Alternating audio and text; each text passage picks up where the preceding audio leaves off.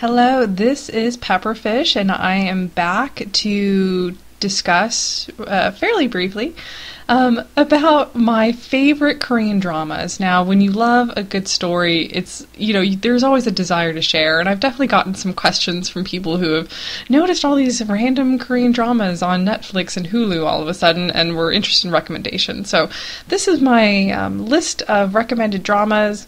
I actually have, I'll mention my favorites, and then I'll also mention a few that I recommend that are really good, but maybe aren't, exactly my favorites. But for the most part, these are all dramas that I've greatly enjoyed and would recommend anyone watching. I am going to start off by saying it may be quite obvious that you can tell what types of stories I like in these recommendations. You'll notice a lot of them have to do with like high schoolers and stuff like that, partly because a lot of the dramas that deal with adults in the workforce have more to do with like really rich people who are trying to scheme and take over companies, and the back and forth of sort of the legal issues and all this craziness of, trying to like run a company and stuff like that, which I actually don't find to be that interesting. So you'll see a lot of my examples here are not that type of story. So okay, so my list of dramas, I'm not going to go in order of favorite, least favorite to most or most to least, because I don't have a favorite. So I'm just going to go in chronological order, chronologically in when I watched them, not necessarily when they actually came out. So first of all, I highly recommend the drama called Coffee Prince. There's different translations of the title, but if you look for Coffee Prince, you'll definitely get it. So Coffee Prince, in brief, is a story of a girl who is a tomboy, and she is mistaken for male by the hero of our story, who is a lazy rich guy, basically, who wants to design toys and all of the stuff, and his grandmother, who basically has been funding most of his life, gets him to take over this coffee shop, and it's basically the love story between him and the main female character, most of which he does not realize that she is female, and so it's about him realizing that he's falling in love with a guy, or who he assumes is a guy, and sort of the ups and downs of their love story, especially since he technically at the beginning of the tale is still in love with someone else. And, it's a very interesting story. It's very, perhaps one of the more realistic stories that I have found, as realistic as any TV can be in certain aspects, and just very raw in the emotional aspects of the characters. Which is why I enjoy it so much, but it does start off a little slow, so if you're looking for something that just gets going really quickly and is really fun, this may not be the drama for you, but it is definitely a fun, very touching story that, it's just so, it takes simple things and makes them seem epic in a certain respect. So the next drama that I want to recommend is, it's called You're Beautiful. Also sometimes translated as He's Beautiful. So again, this is another gender bender. Yes, I do love gender bender stories. So it's about a girl and a boy who are twins, and essentially you never really get to actually meet the brother until the very end, but their parents were in the music industry, and they ended up being orphaned, and so they were both raised at like a convent / orphanage, and her brother decides he wants to become a idol, as in a pop singer, so that he can get the attention of potentially their mother, who they don't realize has passed away, and so they're trying to find their mom. And the problem is that this brother, who gets to the point where he has been chosen to join this already existing idol group, he basically like had some messed up like plastic surgery at the last minute, and so he had to go and get it fixed and to recuperate from it. And so the problem is that supposedly her and her brother look exactly alike and sound alike, which is, you know, just kind of have to roll with that. And the guy's manager comes to her and says, look, your brother is recuperating in America. I need you to just this once pretend to be your brother and go and sign his contract. So essentially, it's one of those where it starts off with this one time, you know, I'm going to pretend to be my brother just this once, and then it sort of snowballs into her pretending to be her brother, and it becomes an actual member of this idol boy band. And they're an actual band so that they play instruments and stuff like that, not just sing and dance. And it's just this crazy adventure, of course, because the leader of the band is a total jerk for the most part, but he has his own crazy backstory that is related to her parents. And, you know, it's kind of heartbreaking, and it has a lot to do with the relationship between their kids and the parents, and this, you know, seeking out and supporting each other when you try to kind of figure out what's going on with your parentage and stuff like that, but also survive in this crazy idol, you know, pop culture type of world. So it's so much fun. It definitely gets started, you know, really quickly, and it's totally zany and epic, and hilarious in my opinion. So I highly recommend You're Beautiful. That's what it's called. So, the next one I saw was actually a shorter series. It was called White Christmas, and White Christmas is a very, very good thriller. So, like I said, it's only 8 episodes. It's about, it starts off with 8 students, or 7 students and 1 teacher, or is it 8 students and 1 teacher? I don't remember the exact numbers, but you have this group of students and 1 teacher who all go to school or work at this remote academy, or this remote high school, I guess you could say, that only like the smartest of the smartest students go to in Korea. And, you know, essentially over Christmas break, this is the only time when students are allowed to not be in school. Like, so their one vacation is Christmas. And basically the premise is that you have these set of students and this 1 teacher who decide to stay over Christmas break in this remote, far away in the hills school. It starts off with just because they all received this note that was, you know, they didn't quite understand, and at the end of it kind of makes it seem like the person who sent it will commit suicide. So for various different reasons, the students stay because they receive this note, including the teacher. So that's where it starts. And it's this total thriller, because that is not exactly how it ends. Like, basically a serial killer is introduced into this setting, and it is so good. I mean, of course there's some issues I have with, say, like the final episode and how they handled this one dead body issue of dead body versus a living body. Oh, well, anyways, I won't get into that, unless if you watch it, then I will be totally welcome to discuss White Christmas in that last episode. But I highly recommend it. This is such a good script and such a good story, and the actors are so good in it. A lot of the younger actors in this show have obviously gone on to a lot of different and really good dramas, and I highly recommend most of those as well. But this is a great show to kind of get started with. So that's White Christmas. So next, I highly recommend another high school drama called Dream High.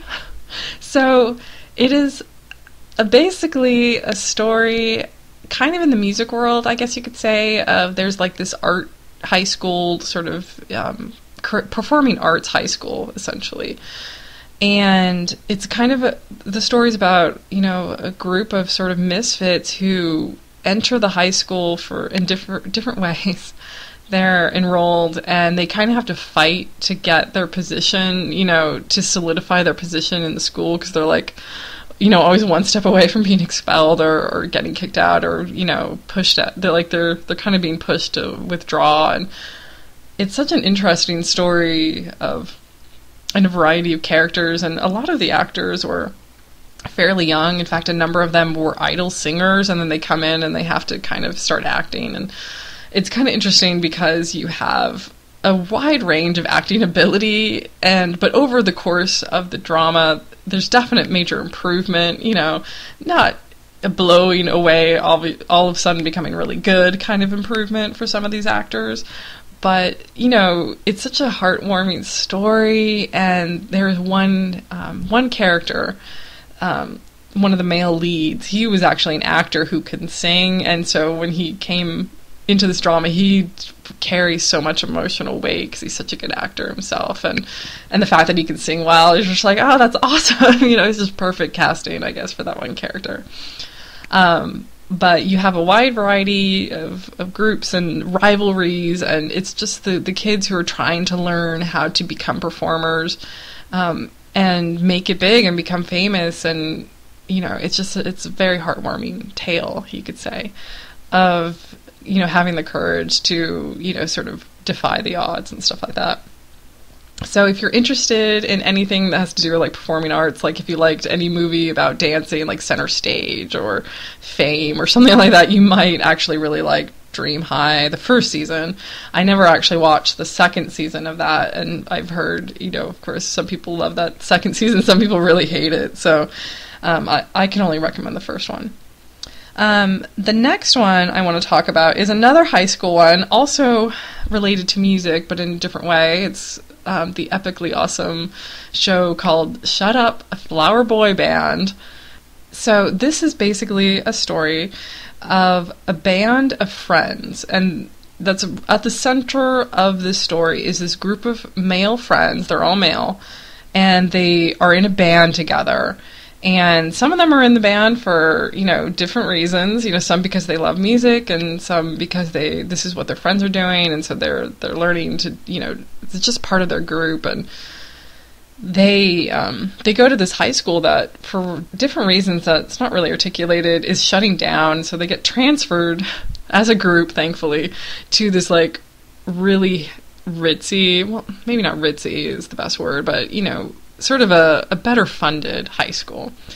And so they're kind of just this, like, misfit group of guys who have this very strong bond that is tested because they go to this new high school, and one of their members has an accident, let's just say, and is taken out of the equation, let's just say. And so you have a new leader who has to step forward and wants to, as the group, wants to sort of memorialize the work of the one member who is now gone, and because he was the main songwriter. So they wanted to, like, make eternal this one song that the guy who's gone, his work. So essentially, it's them working at first to be a part of this school festival, or not a school festival, this music festival. And then from there, they get noticed, and they become a boy band, like an idol boy band, and they try that out. And really, it's a little bit about rivalry between different groups, but the heart of the story is really the friendship amongst the guys. And there's a love story, which is sweet too. And it really is it's such an interesting tale about guys who are they're not very happy. Like, home situations are not always the best, but sometimes they are for some. And it's just an interesting dynamic when you have such a variety of characters, and it's about the friendships and the way their friendship sort of evolves over time, and the point at which you decide to let go of the bonds as they used to be, and still trust that they'll remain bonded in different ways as they grow older. So definitely highly recommend that show, the story Shut Up, Flower Boy Band. So my next favorite that I would probably have to say is way different than the other ones and that is a show called Bridal Mask.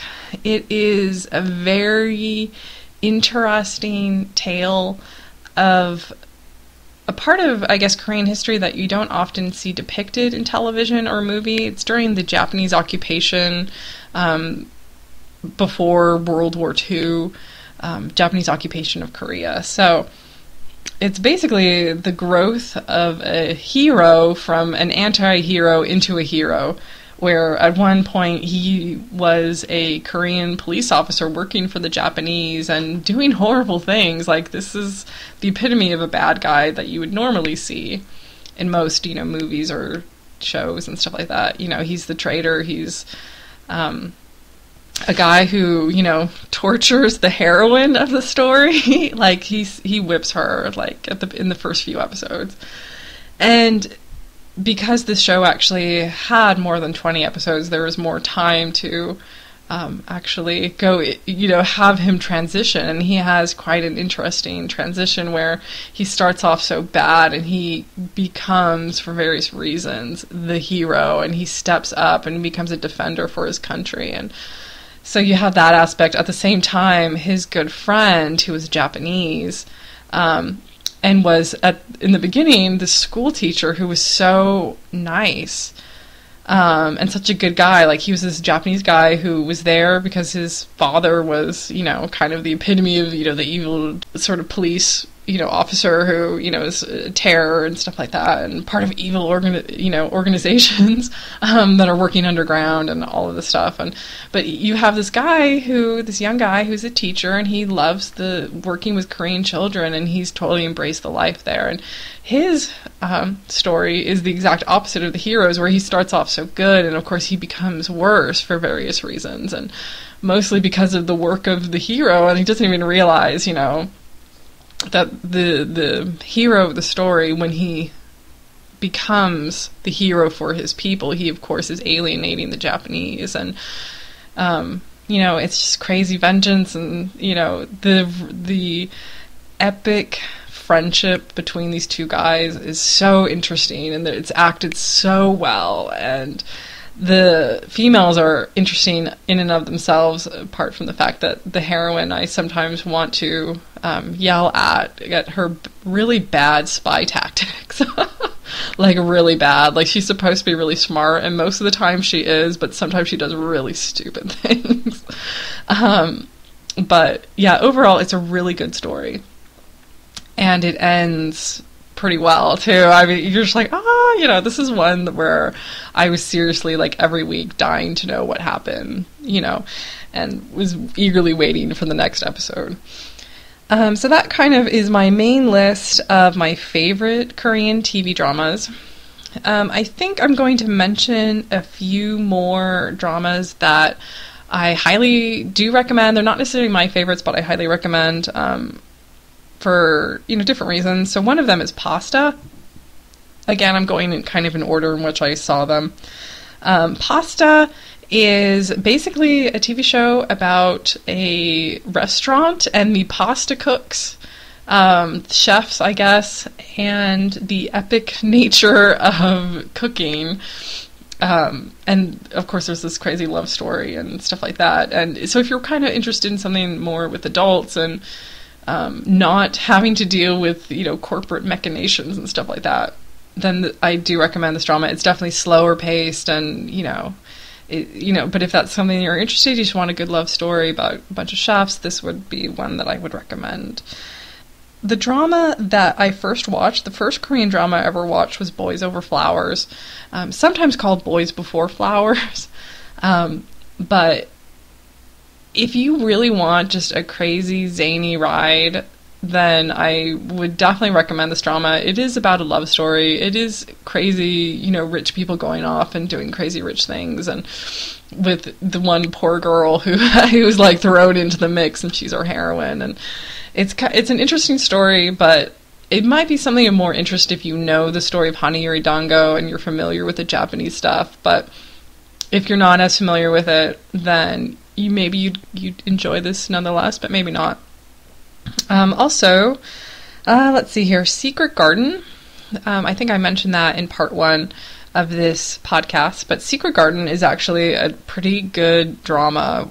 I usually don't like stories about body switching, and that's essentially what this is. This is a story in which the hero and the heroine, who live in two different separate types of worlds, for various reasons that are kind of, well, whatever, I won't even get into the reasons why they have to body switch, but mystical forces get the two of them to switch bodies. So, where she becomes him and he becomes her. And it's definitely a very interesting story of two personalities from two different worlds having to live in each other's world. And it's not necessarily that they just learn what it's like to live in the other person's world and they both now have better perspective and they fall in love. No, it's a little bit more complicated than that. And it's a very interesting story, and I highly recommend Secret Garden if you're willing to try the body switching. And this does, of course, have a little bit more of the corporate machinations and stuff like that, but it's not so bad. Related to that would be Protect the Boss, which it's funny because I loved the drama, and then it got to a certain point and I stopped watching it.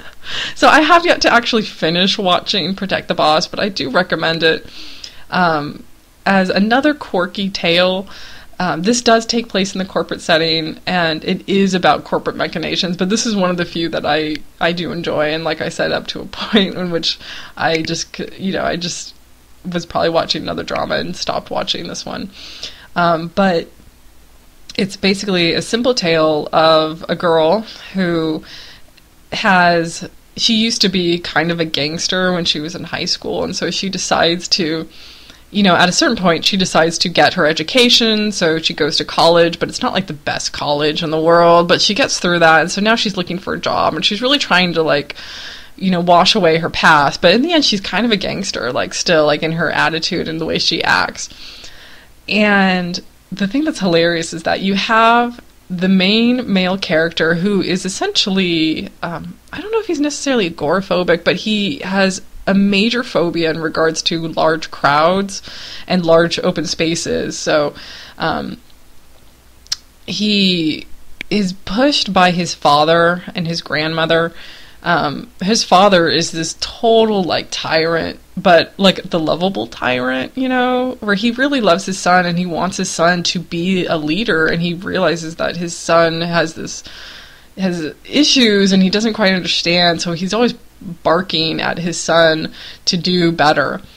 And while the son is just kind of he's kind of the epitome at the beginning of sort of the lazy guy who does not want to work, and has all these issues. And, he's kind of the spoiled rich kid a little. It's really the story about her coming in. She desperately needs this job, and she totally has so much chemistry with the hero. And of course, then the cousins totally starts falling for her too, because she's just, she's just kind of epic, and she totally can yell at the dad, and it's such a great story, but I just never got around to finishing it, and I should probably do that. And let's see here. Okay, so 2 more shows that I would recommend. The next one is Playful Kiss. So Playful Kiss is not, I wouldn't necessarily call it the best drama in the world, but the world that it's set in is so rich, and it's actually based on a pretty famous Japanese manga, and kind of a crazy story. The story I actually, don't particularly like. It's the story about the girl who just really loves this hot, intelligent rich guy and tries her best to get him and pines for him forever until he finally realizes that she exists, So they kind of take what is a very distressing kind of story, and they keep to the story, but at the same time they play with it a little, and it's just an interesting take on the girl who just pines away and just can never seem to fall in love with anyone else other than this jerk. And it's an interesting story, partly because the actress who plays it, she's really good, and she's, a younger actress, and she's fairly new, but she actually gives so much warmth to this character, and the family and the situation, all the actors who are in it really create this very warm atmosphere. But it's just kind of touching and cheesy and stuff like that. So if you're interested. And then the last one is the most recent drama that I've watched, and it is called School 2013. So from what I hear, School was originally a series from the early 2000s where there were multiple seasons of the show, but it changed every season, where you have every single season is a new story, a new place, a new set of students, essentially. But it was supposed to be a show that took a real life, in quotation marks, look at school for the children and the teachers. So they decided to reboot it, and they came back with School 2013, and it's actually a really, really good show. Again, some of the actors from White Christmas are in this that I really enjoyed, and it's great to kind of see them, a little later on. This is probably going to be their last teenage role type of acting, roles, but it's an interesting show where the main focus is kind of about this one guy who basically has no real interest in school when he goes to school because there's nowhere else for him to go, and there's bullies and it's basically the struggles between this one female teacher who is the goody two-shoes type who wants to save everyone, and then you have the bullies in class, and you have our main character who is kind of disinterested in everything. And in the end, you also get a new teacher who comes in, and he's kind of the teach the test type of teacher. And so you have struggles between him, the new teacher, and the older teacher who, was already there, and her goody two-shoes type of way. And then, of course, you get this new transfer student who is an old friend of our main character, and they have issues, and it's really just, a story about friendship and about teaching and what it means to be a teacher in school in this day and age, and a lot to do with, some of the issues with parents getting involved and what the educational system is like in Korea and stuff like that. So, very interesting story. So, that is it. I realize I've talked a lot about a lot of different shows. So, anyways, thank you guys for listening. And if you have any questions, or if you watch any of these shows and you want to talk about them, please feel free to get in touch with me. I'm, of course, available through Tumblr. So, all right. That's about it. Have a good weekend.